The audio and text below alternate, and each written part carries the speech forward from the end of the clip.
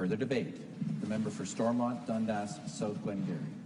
Thank you, Speaker, and it's a privilege to rise here to discuss Bill 154, what the government is calling the Red Tape Reduction Act. Certainly, Speaker, if they take it at face value, this bill is way over. I don't want to do it. We see business in our province stifling or failing under the stifling red tape that's there. And, you know, red tape and regulations are there for a purpose, but they shouldn't be there unless there's a reason for them. So when it comes to Ontario and the competitiveness, we should hold ourselves to the highest possible standard. We have the largest workforce made up of skilled and educated men and women who want to work, raise a family, and build a secure retirement.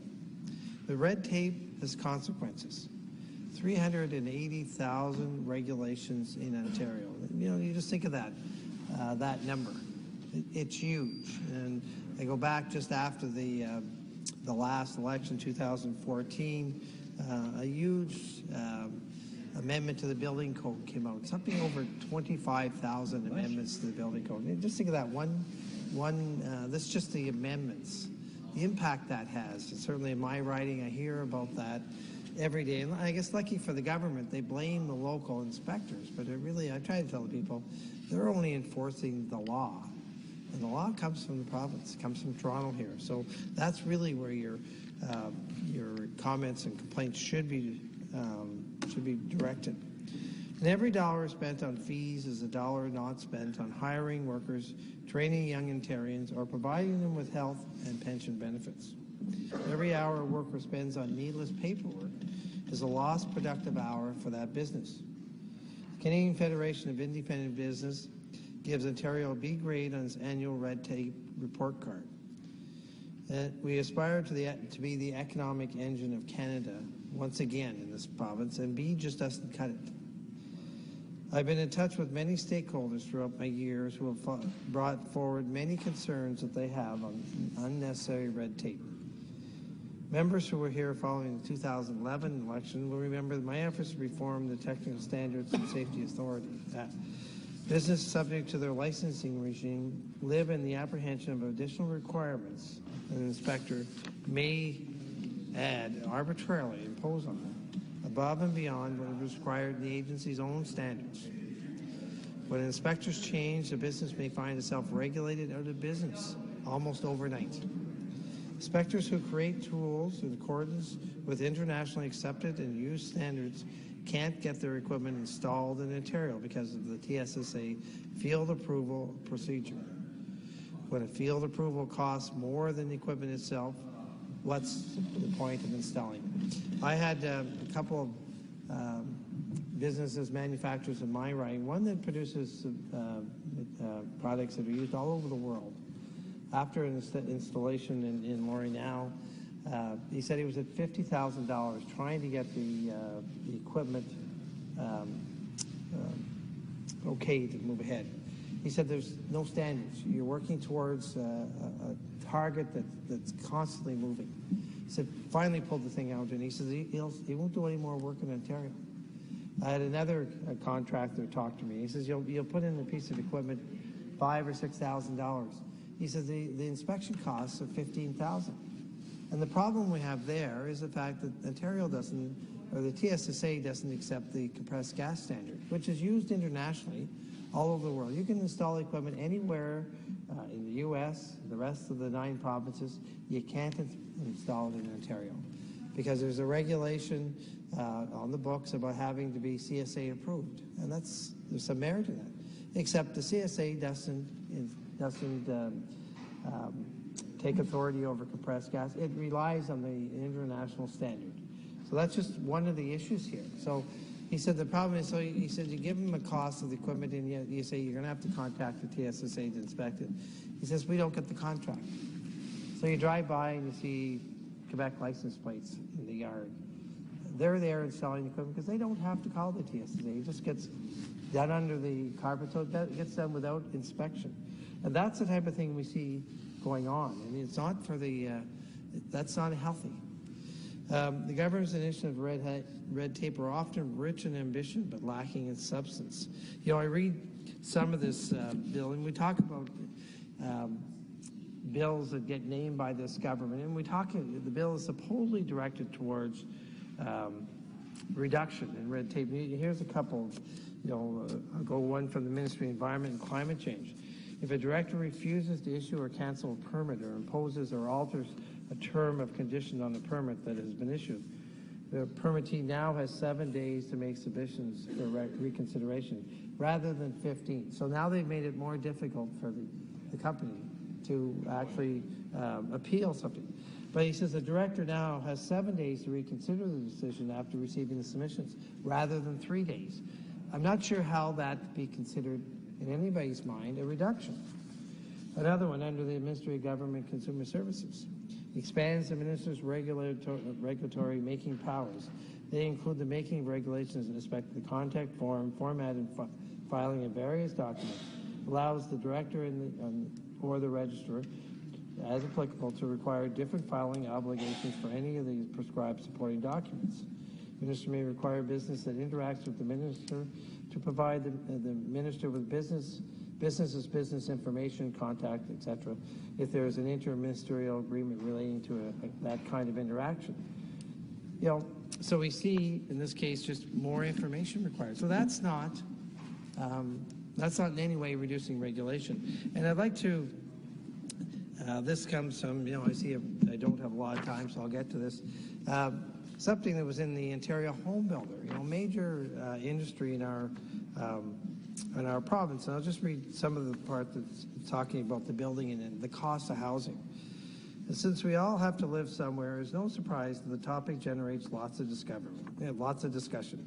Government likes to talk about it too, but they take a step further and they're fond of discussing affordable housing. In fact, it seems that every time any level of government makes an announcement, they insist that the decision will ensure all Ontarians will have more affordable housing. With all the government chatter about the subject, you'd think that they were busy reducing taxes, fees, charges, or red tape to support lower housing costs. But housing prices just keep going up, and all levels of government keep piling on new taxes and red tape. All the government talk of affordability never really amounts to the home buyer saving money. In fact, it is the home buyer who continues to absorb these costs in the price of a new home. So while government sees our industry as an endless source of revenue, in reality, people of the province pay the price. And that just goes to show that how it's impacting our housing industry. And we see that out every day. And I see that back, another simple example in these changes to the building code. You can no longer put up a reasonably small tent without getting it stamped and inspected by an engineer. You've taken a cheap solution that was $400 or $500 and put it over $1,000. And I hear that problem every day. I mean, there's no question you need some regulations, but this is not something that's typically, these people are experts. They put these tents up. One of the consulting engineers that gets called to inspect them, he was sitting in Cornwall waiting for this tent to be put up for a few hours of volunteer. We were raising money for a local charity. He said, it's embarrassing for me to go on site. I see people have been putting up tents for decades. I'm sitting there and I have to inspect them and sign something off and then leave. And he says, I got to charge, cover my insurance. And he says, when is enough enough? What is this government? It's like they look at these, the citizens of Ontario like a candy dish. How can I get just more money from them? Instead of actually making it so that our businesses are more and more economic. I mean, in the farming industry, I was at home on the weekend, and they're taking soybeans off. Soybean price comes from Chicago. We have no impact on that at all. But we look at the regulations that are being brought down in the farming community. And I heard the minister say, well, they can just alter the prices. They can't alter the prices. The prices are fixed daily based on what they are in Chicago. So we see farmers that are trying to, have to deal with this, have to deal with the high cost of power, have to deal with the regulations, all that this government's put on. So I guess we truly would like to see when they come out with the bill, instead of giving one message that maybe is contrary to what we actually see in the bill. They actually follow through and cut the cost of doing business, so we have more good-paying jobs that aren't leaving this country and going elsewhere. So it's unfortunate, so I know my time is out, so there's always lots to speak, and we look forward to the comments. Thank you, Speaker. Thank you. Questions and comments? The member for Kitchener-Waterloo. Well, thank you very much, Mr. Speaker, and thanks to the member from Stormont, Dundas, South Glengarry for his perspective on this reducing red tape piece of legislation. I think there is a general consensus from the broader community that things happen very slowly here. And I don't think that that's an extreme statement to say. The member did focus on, the intricacies of timing, which I think all of us will hear. I mean, I myself hear, for instance, from the trucking industry. And these are business owners, and they feel that, from jurisdiction to jurisdiction, there are inconsistencies. They're looking for clarity around how the regulatory burdens or the regulations are applied.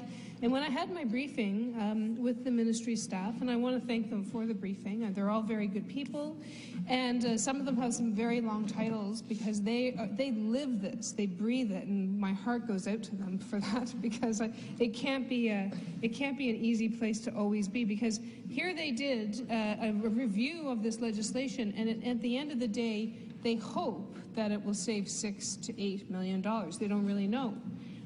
This process is new or newish. And one of the questions, and I guess that's the theme. I mean, the member raised some questions. We have some outstanding questions as it relates to this legislation as well. For instance, in the trucking industry, when there are one company is overly pulled over, for instance, and they're looked at constantly, they say to me it's too subjective. Where is the consistency in the application of the regulation? And if I'm a good employer and if I follow the safety protocol, how can I assure that I won't be further burdened by the regulations? And these are questions that need to be worked out as this legislation moves through the House. Thank you very much.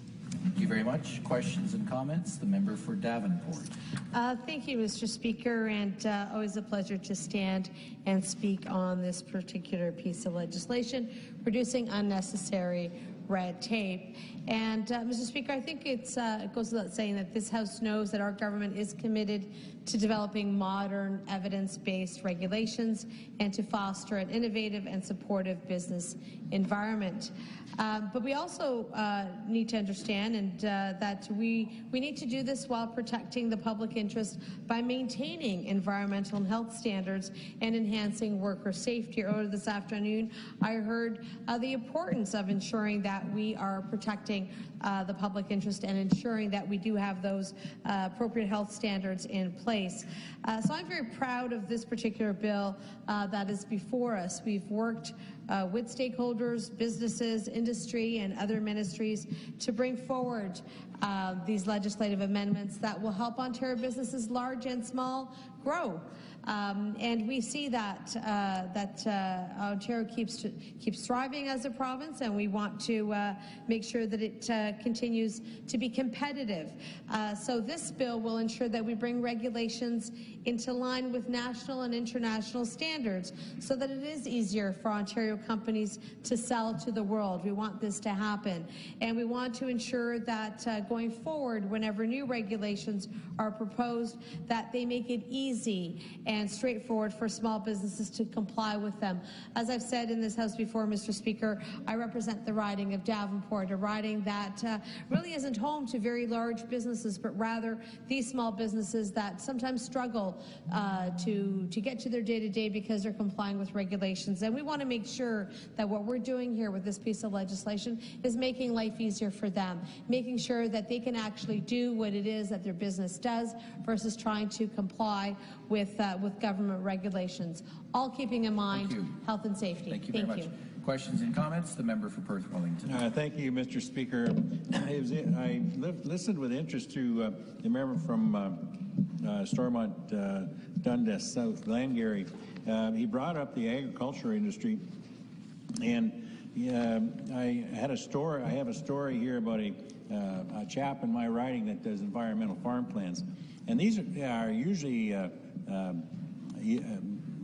farms should have and do have environmental farm plans, but they need them especially if they're going to build new buildings.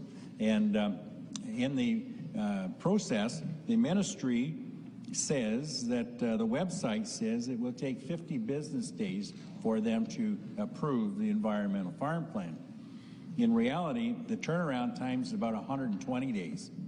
Now you can imagine the frustration that the farmer faces and the builders face, because the building season is short in Ontario, and they have to get these things planned, they have to get them started. And now the ministry is taking 120 days to approve these environmental farm plans. And I also would like to mention the trucking industry. I was a part-time driver for 30-some years. When you go from Manitoba to Ontario, you've got a different set of rules on things. But I do know a factory in Listowel called me. They needed a piece of equipment from Alberta. They got there, and it was oversized, and so they got their permit to travel from there in a day. And then they got to Ontario, and to get that permit, it took them almost a week. So that truck sat there. Yeah, that truck sat there. He couldn't move for these days. Plus, the plant was without that piece of equipment. So we've got to get stuff like that fixed up. It's always been an issue coming from the west into Ontario or the other way with permits. Thank you, Speaker. Thank you. We have time for one last question or comment. The member for Niagara Falls. Well, I appreciate that, Mr. Speaker, and I agree 100%. There are regulations that don't make sense that we should correct. But I'm glad the Labour Minister's here, because I said this to him a couple weeks ago on this very bill. And we're talking about, my colleague raised it earlier in her 20 minutes. Well, we have to make sure the regulations protect workers. And what we saw with the bakery right here in Toronto, where a 23-year-old young lady, Mr. Speaker, we saw a young lady get killed on the job. She had no training, been on the job a couple weeks. These type of situations, you say, well, how do they happen in the province of Ontario? So I'm going to say to the Labour Minister, you know what this company got? They got money from the federal government. They got money from the provincial government, not to spend on training to make sure that workers are safe. That workplace had 3 deaths in the province of Ontario. So what we don't want to see is a weakening of regulations that are going to put workers at risk. And the other one that I want to talk to, you only get a couple minutes here to talk to, is the environment. You know, 40 years ago, nobody was talking about the environment, right? We weren't worried about regulations for the environment. But when you take a look at what's going on today, I'm from Niagara, and the environment's going to play a key role in agriculture down in there, whether it be the wine, whether it be the peaches. As our temperature goes up, it puts our food at risk. And you only have to look to Texas. Look what happened in Texas, where the water rose, people lost their lives. Puerto Rico, Florida Keys. So we want to make sure that the minister doesn't use this opportunity to weaken environmental standards in the province of Ontario. Thank you very much. Member for Stormont, Dundas, South Glengarry can now reply for 2 minutes. Thank you, Speaker. And I'd like to thank the member from Kitchener-Waterloo, Davenport, Perth Wellington, Niagara Falls for their comments. And I think that we look at regulation, how it impacts them. I don't think I have time for both stories, but one story, we had a subdivider builder in Cornwall last year trying to get approval to connect to the water system. And it came to us because it had been 3 months. Now, the plan had been engineered by his engineers. He had paid for those. He had paid for the city engineers to peer review, and they all agreed with it. So it was getting into June, and that was his project, and he was going to have to lay off his workforce if he couldn't proceed with it. So we called the ministry. Their comment was, you know, it's only been 3 months. What do you expect? What are you calling here for? We haven't even given the file a number yet. That's the type of stuff you run into. And I don't know if I quickly, when I worked in my former job with Bell Canada, there was a time when the mechanics were wondering about all the inspections the trucks were getting. They were getting pulled over and checked and checked, and they were trying to, check if there was a problem, were they finding anything, and every time there was nothing really found. And I was talking to somebody that worked for the Ministry of Transportation, and he was talking that the supervisor came out and he said, okay, we need to up the numbers, but he said no more Bell trucks. Because the reason they were pulling them over, because they were quick, they could do them, get their numbers up, and it ticked it off, and there would be no paperwork. They were assumed there'd be no paperwork because there were no problems with them. This is what we see happening under this government. So you get an industry picked on just because they have a good safety record. So you're wondering why you're being pulled over, and it's the fact that, well, we can do it and check you off. There's another stop, another inspection. I didn't find anything. And, we've got to get away from this and looking how can we help industry instead of how can we damage their ability to be profitable and to create good employment. Thank you, Speaker. Further debate.